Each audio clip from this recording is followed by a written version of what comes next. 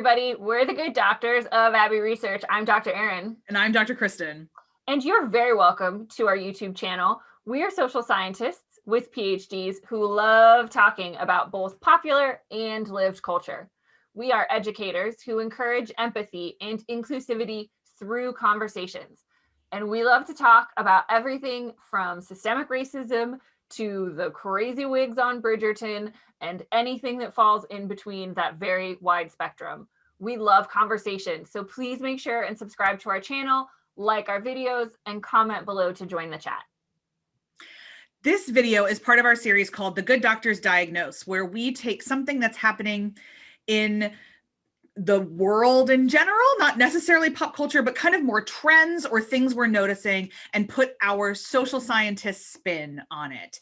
In other words, we diagnose the situation. And today we're talking about something that, a conversation actually that I've had in multiple spaces, and we've heard other folks talking about as well, which is the difference between curating your online content through subscriptions and personalizing it.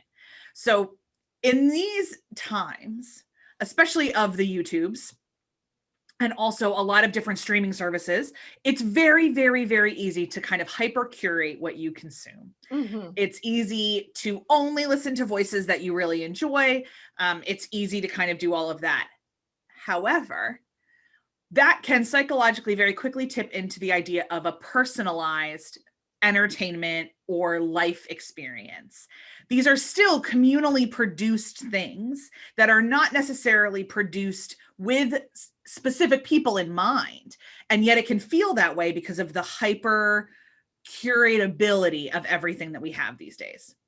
We've been seeing this increasing trend in a lot of platforms and the way people engage with content producers.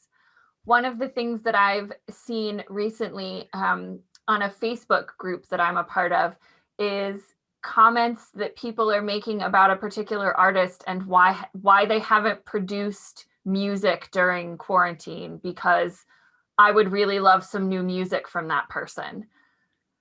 Just because Taylor Swift did 2 albums does not mean everybody else can. Does not mean everybody else can or wants to. And so it's this level that social media brings where we feel like we know people. Yep. Everything has become less formalized in a way on a lot of these platforms. And so it's relatable, people are personable, and you start to think, this person wants me to talk to them. I'm going to talk to them and tell them what I'd like to see. And we would encourage you to take that step back and recognize that there is a difference between curation and personalization. And the internet cannot be personalized on that level successfully.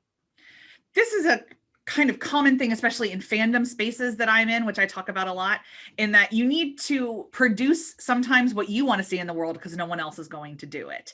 And that's a little bit of the democratization of art, which we really love. So if somebody really, really, really values this specific viewpoint and they can't find anyone else that has it, they can put it out there. That's amazing.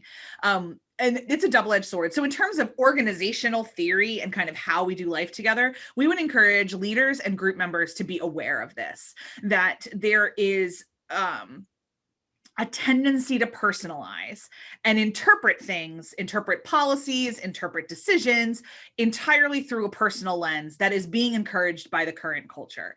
And so just to be aware of the different pitfalls that could bring. Somebody reads something they don't like and it's actually not open to negotiation because of XYZ reasons, and what kind of pushback that can involve, what kind of emotional discourse or even discord it can cause in your organization. So especially for the fact that we have not really had in-person interaction and all of our interaction has been digital and curated for the last year, as we have the awkward social interactions and we begin to encounter each other in person again, that is not a curated experience as often as we would like it to be. And how do we then especially be aware of our tendency and our inherent want to personalize? And how do we continue to create space for holding different opinions? And how do we continue to allow people to be different people?